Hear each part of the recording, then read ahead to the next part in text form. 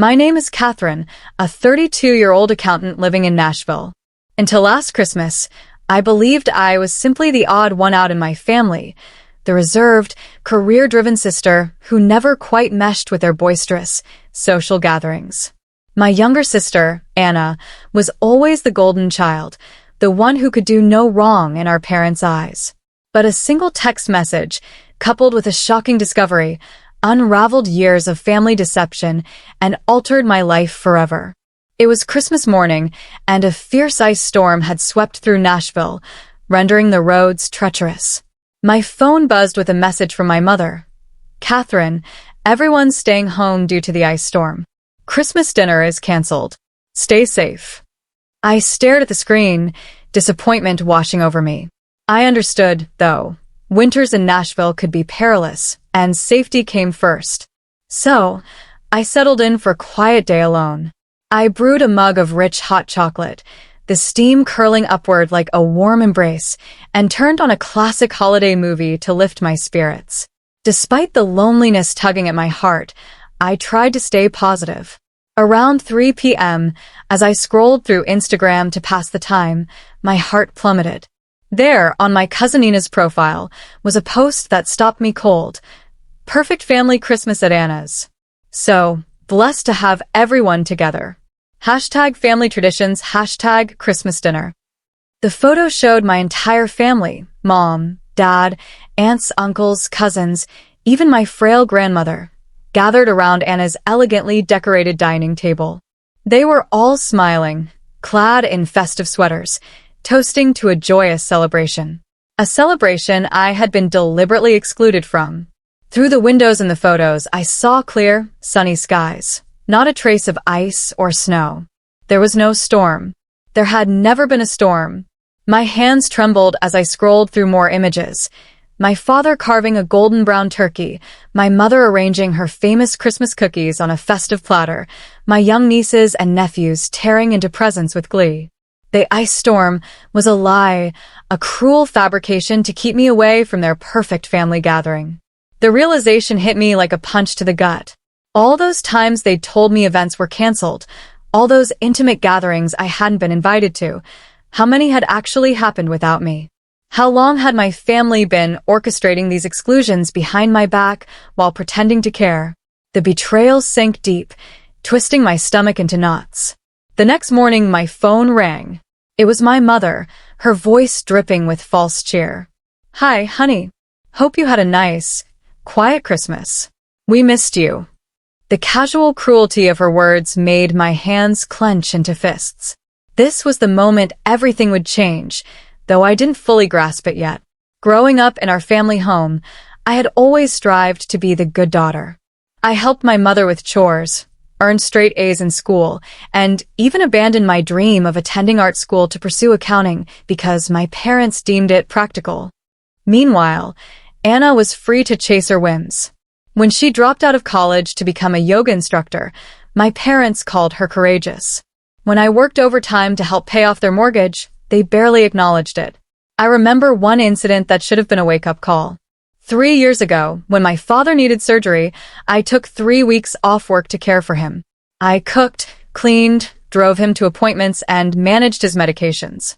Anna visited once, stayed for an hour to snap selfies with him for social media, then left for a yoga retreat. Yet, in my parents' retelling, Anna was the devoted daughter, while I was merely doing the bare minimum. My extended family was no better. At every gathering, my aunts would rave about Anna's free-spirited nature while urging me to loosen up and enjoy life. My accomplishments at work were dismissed as mundane, while Anna's latest adventure, teaching yoga in Bali, was the centerpiece of every family dinner conversation. I told myself it didn't matter, that family was family and they loved me in their own way. Even last month, when I spent hours helping my mother prepare for Thanksgiving, she credited Anna with all the work while claiming I just sat around. I swallowed my hurt and stayed silent as always. When Anna announced she'd be hosting Christmas this year, I offered to help with planning and cooking. She brushed me off, saying she wanted everything to be perfect. I should have seen the signs, but I was still clinging to the illusion of our happy family. The truth was, I'd spent my life trying to earn their approval, making excuses for their behavior, ignoring the times they excluded me from spontaneous gatherings everyone else seemed to know about. I convinced myself that if I worked harder, gave more, they'd finally see me as worthy of their perfect family portrait. Back to that phone call with my mother, her fake cheerfulness made my stomach churn. I gripped my phone tightly. The Instagram photos still open on my laptop, undeniable evidence of their deception. Really? I said, keeping my voice steady. Because Nina's posts show everyone had a wonderful time at Anna's house. Everyone except me. The silence on the other end was deafening. I could picture my mother's face, that familiar look when she's caught in a lie, but already crafting an excuse. "Oh, well," she stammered. "Anna organized it last minute, and you know how you can be at gatherings. Always so quiet, making everyone uncomfortable. We just thought." "Thought what?" I pressed, my voice sharp. "That it would be better to lie to me? To make me spend Christmas alone while pretending everyone else was doing the same?" "Don't be so dramatic," my mother sighed. "We were trying to avoid awkwardness. Anna wanted everything to be perfect." That's when it hit me. All the canceled events, the plans that mysteriously fell through, the family photos I'd see later on social media. This wasn't a one-time betrayal. It was a pattern. "How many times?" I asked, my voice barely a whisper. "How many other gatherings have you lied to me about?" Another heavy silence. Then, "Catherine, you're being oversensitive. This is exactly why." "Why what?" I cut her off. "Why you exclude me? Why you pretend I don't exist unless you need something? Why Anna gets to be the perfect daughter while I'm treated like an inconvenience?" "That's not fair," my mother protested. "We love you both equally. It's just, Anna puts in the effort to be part of the family. You're always so busy with work." I laughed, a bitter sound. "Busy with work? You mean busy helping pay your mortgage? Busy taking care of Dad after his surgery? That kind of busy." "Listen," my mother's voice turned stern. "If you're going to be like this, maybe it's better if we give each other some space. Call me when you're ready to be reasonable." The line went dead. I sat there, staring at my phone, as 32 years of memories snapped into painful clarity. Every excuse, every dismissal, every misunderstanding. It had all been deliberate. The family I'd spent my life trying to please had never truly wanted me. But in that moment, something shifted. I wasn't the quiet, invisible daughter anymore. I was done chasing their approval. This was the beginning of a new chapter. One where I'd finally choose myself, Tennessee. For years, I believed I was merely the outlier in my family, the quiet, career-focused sister who never quite fit into their lively, social world. My younger sister, Anna, was the shining star, perpetually basking in our parents' unwavering adoration. But a single, deceptive text message, coupled with a devastating revelation, unraveled decades of family lies, exposing a truth that would reshape my life forever. It was Christmas morning, and Nashville was gripped by what I was told was a dangerous ice storm. My phone buzzed with a text from my mother. "Catherine, everyone's staying home due to the ice storm. Christmas dinner is canceled. Stay safe." Disappointment surged through me as I read the words, but I understood. Nashville winters could be treacherous, and caution was necessary. Resigned to a solitary holiday, I brewed a steaming mug of hot chocolate, its rich aroma offering a small comfort, and settled in with a marathon of holiday movies to ward off the creeping loneliness. I tried to focus on the flickering screen, telling myself to stay grateful for the warmth of my cozy apartment. Around 3 p.m., while idly scrolling through Instagram, my heart stopped. My cousin Nina had posted a photo captioned, "Perfect family Christmas at Anna's. So blessed to have everyone together. #family traditions, #Christmas dinner." The image showed my entire family, mom, dad, aunts, uncles, cousins, even my frail grandmother, gathered around Anna's elegantly set dining table. They were all beaming, dressed in festive sweaters, clinking glasses in a joyous toast. A toast I had been deliberately excluded from. Through the windows in the photos, I saw clear, sunny skies, not a hint of ice or snow. The ice storm was a complete fabrication, a calculated lie to keep me away from their perfect celebration. My hands trembled as I scrolled through more photos. My father carving a golden brown turkey, my mother arranging her signature Christmas cookies on a festive platter, my young nieces and nephews gleefully unwrapping presents. The truth hit me like a tidal wave. All those times they'd claimed events were canceled. All those intimate gatherings I'd been left out of. How many had actually taken place without me? How long had my family been orchestrating these exclusions while pretending to care? The betrayal twisted in my gut, a sickening realization that this wasn't a one-time oversight, but a pattern of deliberate deception. The next morning, my phone rang. It was my mother, her voice dripping with false warmth. "Hi, honey. Hope you had a nice, quiet Christmas. We missed you." The casual cruelty of her words ignited a fire in me. I'd spent my life trying to please them, and this was the moment everything would change. Growing up, I'd been the dutiful daughter, helping with chores, earning straight A's, even abandoning my dream of art school to pursue accounting because my parents insisted it was practical. Meanwhile, Anna was free to chase her whims. When she dropped out of college to become a yoga instructor, they called her brave. When I worked overtime to help pay their mortgage, they barely acknowledged it. One memory stood out as a warning I should have heeded. 3 years ago, when my father needed surgery, I took 3 weeks off work to care for him, cooking, cleaning, driving him to appointments, managing his medications. Anna visited once, stayed an hour to snap selfies for social media, then left for a yoga retreat. Yet, in my parents' retelling, Anna was the devoted daughter, while I was merely doing the minimum. My extended family was no better. At every gathering, my aunts praised Anna's free-spirited nature while urging me to loosen up.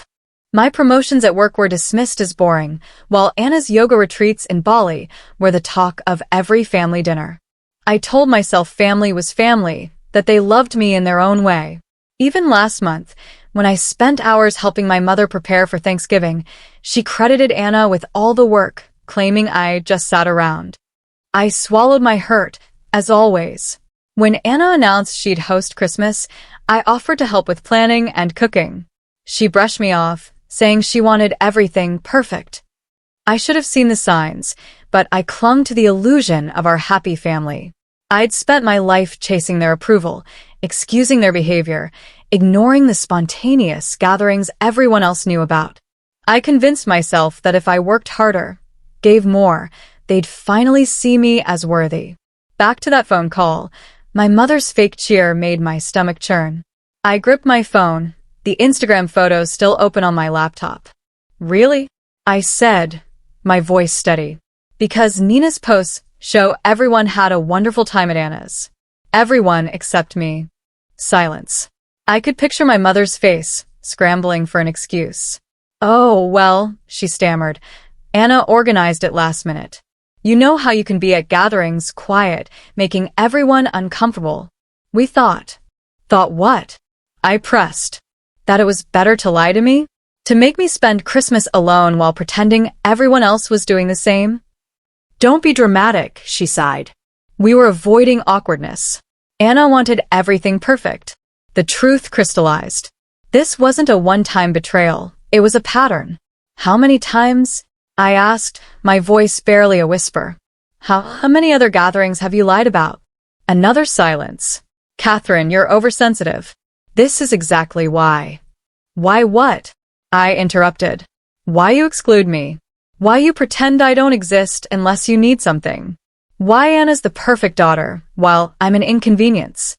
"That's not fair," she protested. "We love you both equally. Anna just puts in the effort. You're always busy with work." I laughed bitterly. "Busy helping pay your mortgage? Busy caring for Dad after his surgery? That kind of busy." "Listen," her voice turned cold. "If you're going to be like this, we need space. Call when you're reasonable." The line went dead. That was the moment I stopped making excuses. I wasn't the problem, I never had been. I didn't have a family.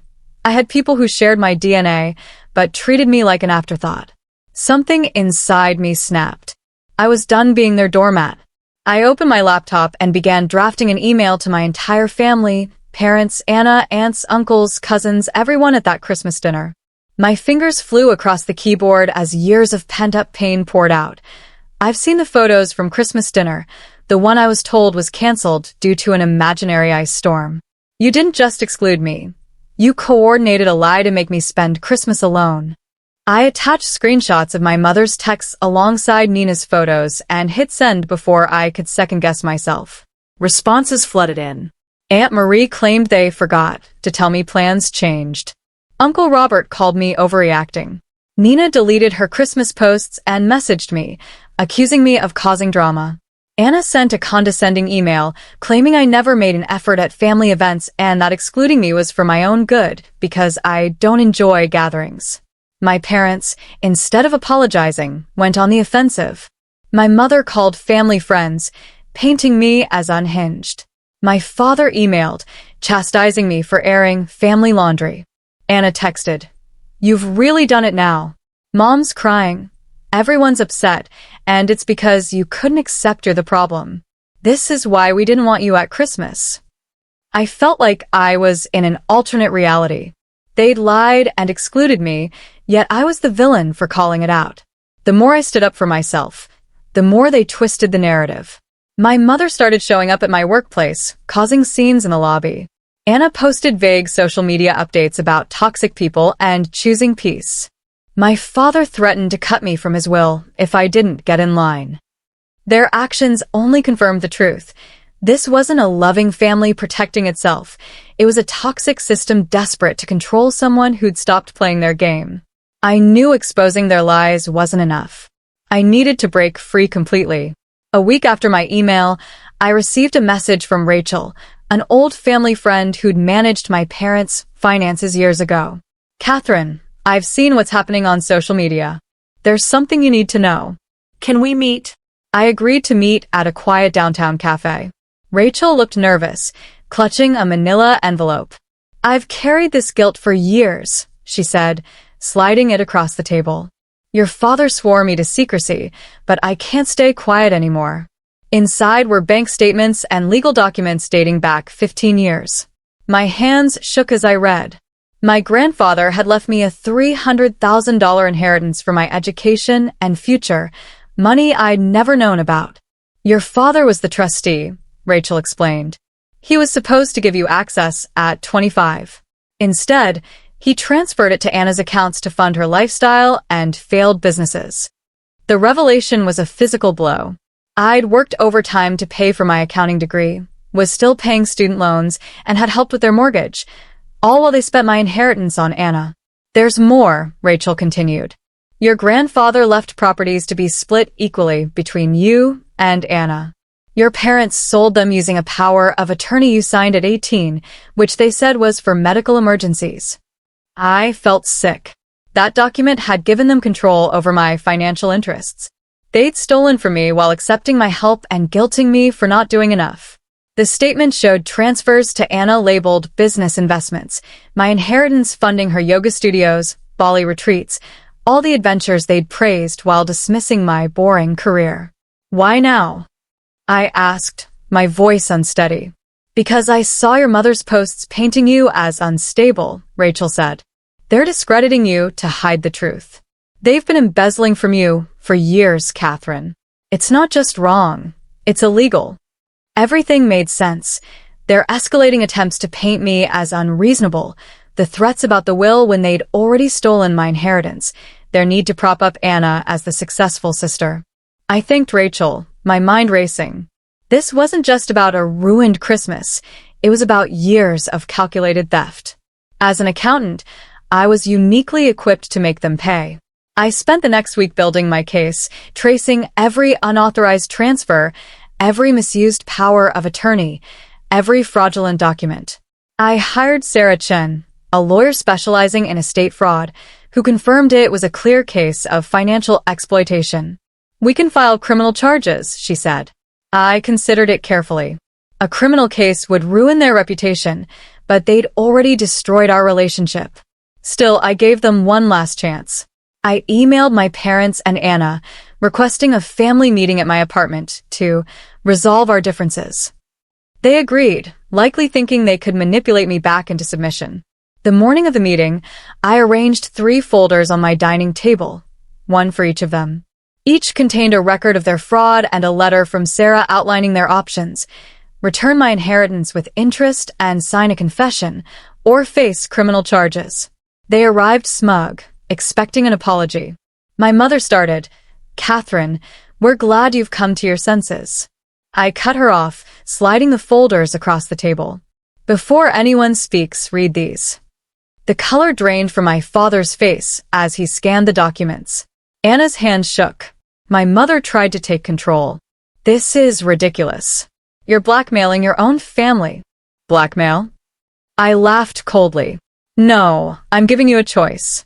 Return my inheritance and admit what you did, or the police handle it." Rachel's agreed to testify. "Rachel had no right," my father shouted. "You had no right," I countered. "You stole from me for years while watching me struggle. You used my power of attorney to sell my properties. You funded Anna's lifestyle with my inheritance." Anna burst into tears. "I didn't know. They said it was their savings." "Don't lie," I said calmly. "The transfers went to your accounts. You knew." My mother tried another tack. "Think what this will do to the family. What will people say?" "You should have thought of that before stealing hundreds of thousands from your daughter," I replied.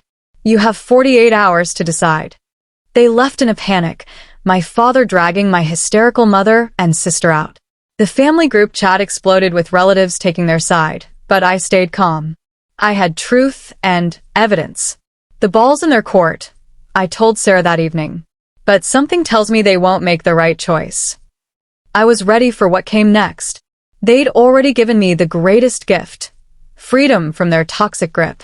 For the first time, I saw my worth, and I'd never let them dim it again. The 48-hour deadline I'd given my family came and went, exactly as I'd anticipated. Pride trumped honesty, and instead of signing the confession or arranging to return my stolen inheritance, they doubled down on their deception. They scrambled to destroy evidence, closing bank accounts, shredding documents, and even pressuring Rachel, my old family friend, to retract her statement. But they were too late. Unbeknownst to them, I'd already submitted every damning piece of evidence to the authorities, meticulously compiled with the precision of an accountant who'd spent years tracking financial fraud. The morning after the deadline passed, I formally filed charges with the help of my lawyer, Sarah Chin. By afternoon, the consequences began to unfold. Police arrived at my parents' home with search warrants, combing through their records. I watched from my office as the news spread like wildfire. My father, a respected figure in his professional circle, was escorted from his workplace in handcuffs, his face a mask of humiliated disbelief. Anna's yoga studio, her so-called empire, built on my stolen inheritance, was seized as an asset purchased with illicit funds. My mother's carefully curated social media persona, a facade of charity luncheons and community prestige, crumbled when she was arrested in the middle of a charity committee meeting, her fellow socialites gasping in shock. The family group chat, once a platform for their smug dismissals of my accusations, erupted in chaos.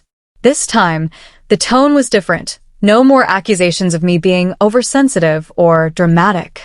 Relatives who had rallied to my parents and Anna's defense fell silent as the evidence became public record. The local newspaper ran a front-page story, "Prominent Families Fall from Grace," detailing the years of financial deception and betrayal. Their carefully crafted image of perfection shattered in a single day, exposed for all to see. My phone buzzed with a text from Rachel. "You did the right thing. Your grandfather would be proud." Her words grounded me. This wasn't about revenge anymore. It was about justice, about reclaiming the truth they'd buried for so long. As I watched their lies unravel, I felt no joy, only a profound sense of relief. The weight of their manipulation, which had suffocated me for years, was finally gone. I was free. 1 year later, I sat in my new home in Denver, Colorado, watching soft snowflakes drift past my window, blanketing the world in quiet beauty. The court case had concluded months ago. My parents, desperate to avoid prison, took plea deals, agreeing to pay restitution for the stolen inheritance, though the funds they'd squandered on Anna's ventures could never be fully recovered. Anna's yoga empire collapsed under the weight of the seizures, forcing her to take a job as a receptionist, a humbling fall from her days of curated Instagram posts and Bali retreats. The perfect family image they'd worked so hard to maintain was gone forever, replaced by whispers of scandal in their social circles. Most of my relatives who had enabled their behavior for years cut contact with me. To my surprise, I didn't miss them. Their absence left space for something better, a chosen family of genuine friends who valued honesty over appearances, colleagues who respected my work ethic and integrity, and even a few distant cousins who reached out to apologize for their complicity in the family's dynamics. Their messages, though small, were a reminder that not all ties were tainted. Last week, Rachel visited me in Denver. Over steaming cups of coffee in my cozy living room, she handed me an old photo album she'd found while cleaning out her office. I opened it to find faded pictures of my grandfather and me, moments I'd nearly forgotten in the haze of betrayal. In one photo, we were fishing by a lake, both of us laughing, the sunlight glinting off the water. "He always said you were the strong one," Rachel told me, her voice soft. "He knew they favored Anna, but he believed you'd overcome it." I traced my fingers over his kind smile, a pang of bittersweet warmth in my chest. He'd tried to protect my future with that inheritance, and though it took years, his final gift had given me something far more valuable than money, the courage to stand up for myself and the freedom to build a life on my own terms. As I closed the album, I realized that sometimes the best revenge isn't about getting even, it's about getting free. I was no longer the quiet daughter, the family doormat, or the invisible sister. I was Catherine, the woman who'd faced a lifetime of deception and emerged stronger. With the snow falling outside and a new chapter unfolding, I knew I'd finally found my place, not in their perfect family picture, but in a life I'd built for myself, grounded in truth and surrounded by people who saw me for who I truly am. Please feel free to comment below if you liked this. Remember to like and subscribers for more.